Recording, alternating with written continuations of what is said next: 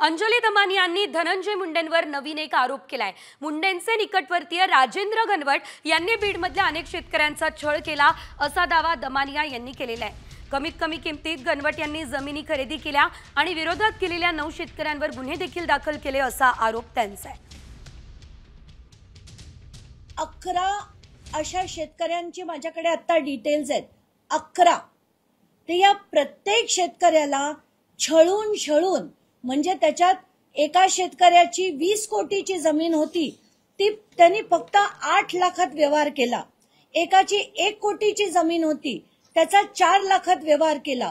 आणि जे त्यांच्या विरुद्ध लढले, म्हणजे इथे आता मीरा सोनावणे आहेत, या चिखले ताई आहेत, या सगळ्यांविरुद्ध त्यांनी अफाट प्रमाणावर सगळ्यांवर गुन्हे दाखल केले, त्यांचा छळ केला।